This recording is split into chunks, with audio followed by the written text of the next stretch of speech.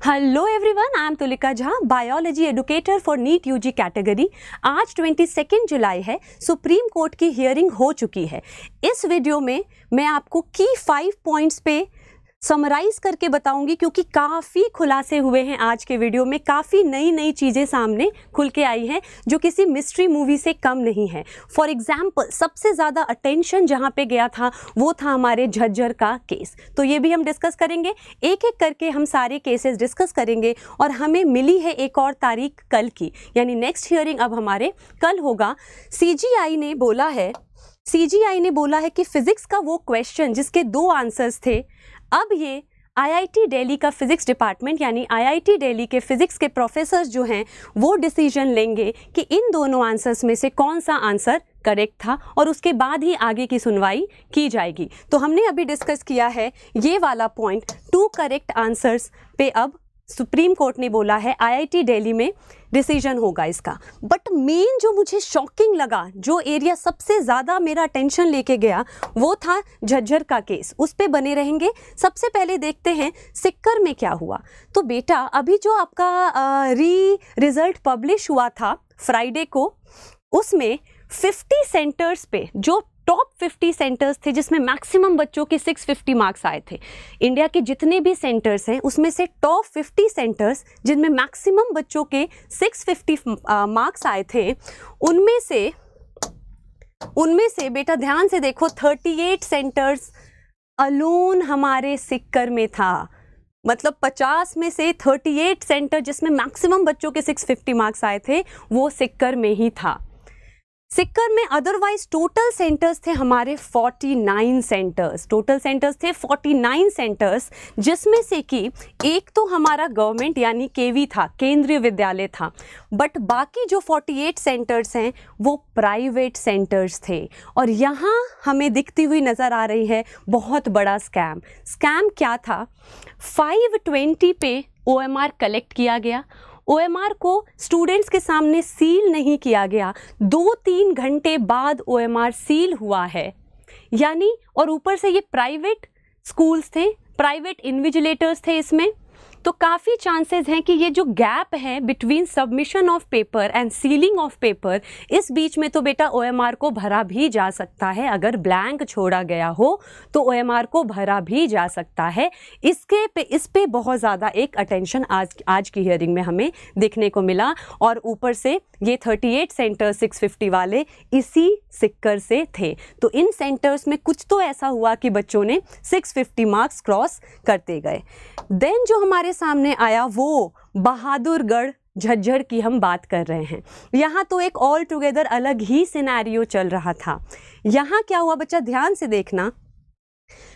2 paper बनते हैं। एक पेपर बनता है हमेशा फर्स्ट पेपर जो पूरे इंडिया में करवाया जाएगा नीट का, और एक SOS मतलब इमरजेंसी में, कि बाई चांस अगर कहीं लीकेज वीकेज का इंफॉर्मेशन मिलता है तो फट से पेपर चेंज किया जाता है।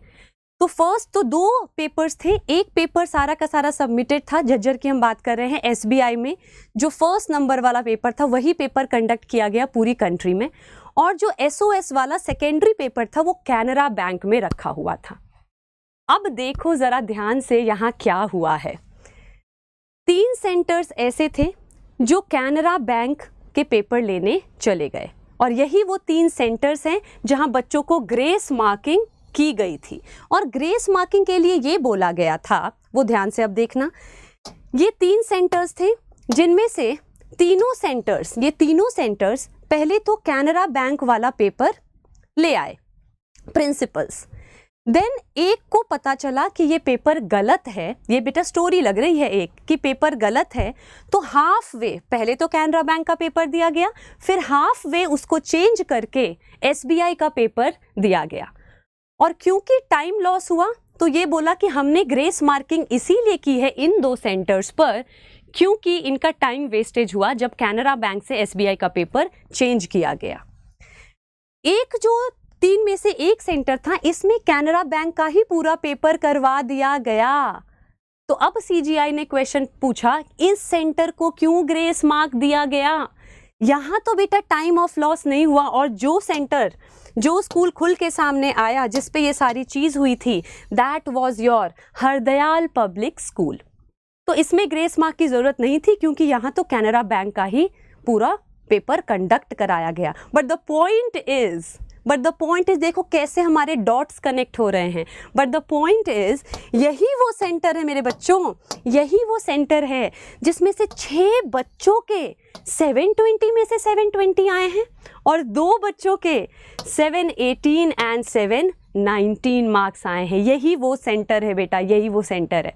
इनका तो पेपर ही अलग था पूरी कंट्री से, मतलब पूरी कंट्री एक पेपर कर रही है और इस सेंटर के बच्चे दूसरा पेपर कर रहे हैं और इनका टाइम वेस्टेज भी नहीं हुआ, इनको ग्रेस मार्किंग भी दी गई है। और ये जो 719 वाला बच्चा है, इसने जब रीनीट दिया है अभी, तो इसकी रैंक कितनी आई है? इसकी रैंक आई है 58,000 और पहले इसकी रैंक कितनी थी? 68 रैंक से ये रीनीट जब दोबारा हुआ है, देन इस बच्चे की रैंक आई है 58,000। ऐसा नहीं लग रहा है किसी सस्पेंस थ्रिलर की कुछ बहुत ही बड़ा स्कैम चल रहा है यहाँ पे? तो ये था हमारा बहादुरगढ़ का केस। देन नेक्स्ट उन्होंने बात की है कि कैनरा बैंक, देन सीजीआई ने पूछा कि ऐसा कैसे मिस्टेक हो गया कि एसबीआई की जगह वो पहुंच गए कैनरा बैंक पेपर लेने के लिए। तो एनटीए वालों ने क्या बोला है? ये मिस्टेक हो गई है, दिस इज नॉट मिस्टेक। पूरी कंट्री में इंफॉर्मेशन गई है कि कौन सा पेपर होना है और कौन से बैंक में है, और 3 सेंटर्स ने ऐसा किया एंड बाई चांस उसी सेंटर से टॉपर्स निकल गए।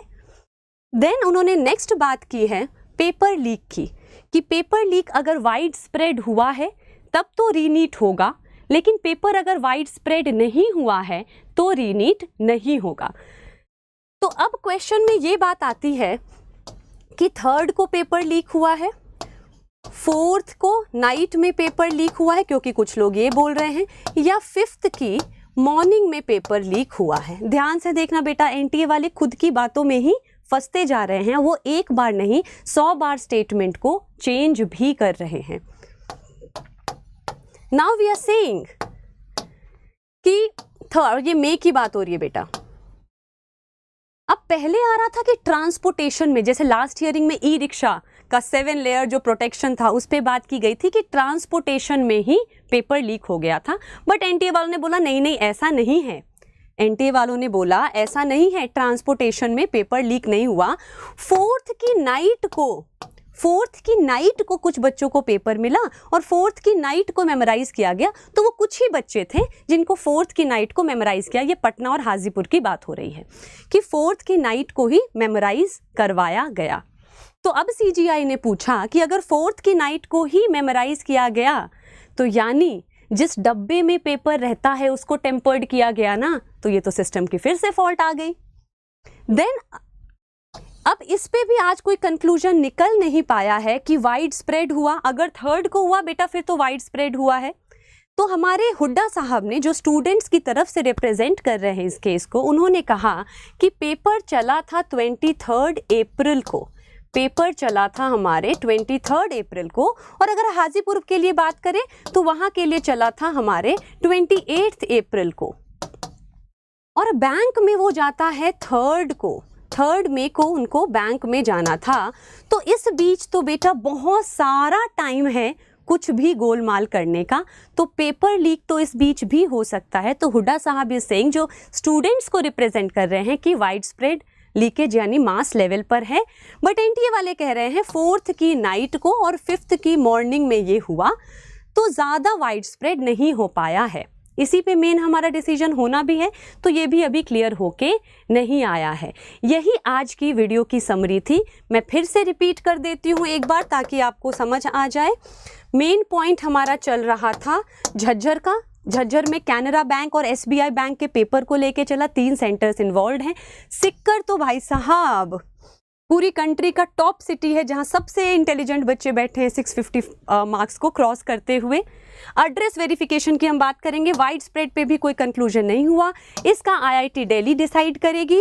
एंड नो एड्रेस वेरिफिकेशन, ये भी इंपॉर्टेंट पॉइंट है कि बेटा से जब फॉर्म भरते हैं तो कहीं वो आधार कार्ड नहीं मांग रहे हैं, यानी आप चाहो तो कहीं का भी सेंटर ले सकते हो। तो ये जो विंडो खुला था आपके 9th और 10th को, तो सेंटर्स पे ही तो मेन जो भी प्रॉब्लम्स हुई हैं वो कहाँ हुई हैं बेटा, सेंटर्स पर ही तो हुई हैं। तो उन्होंने कहा कि एनटीए ने ऐसा कुछ क्यों नहीं रखा है कि जो बच्चा जहाँ बिलोंग करता है उसी सिटी से वो अपना एग्ज़ाम सेंटर कर सकता है, या मैक्सिमम जहां वो स्कूलिंग कर रहा है। तो एड्रेस वेरिफिकेशन की भी कोई बात नहीं है, यानी यहाँ पे भी एक स्कैम चल रहा है। तो अब कल का वेट करेंगे, कल के फर्स्ट हाफ में हमें पता लगेगा कि अब नेक्स्ट व्हाट।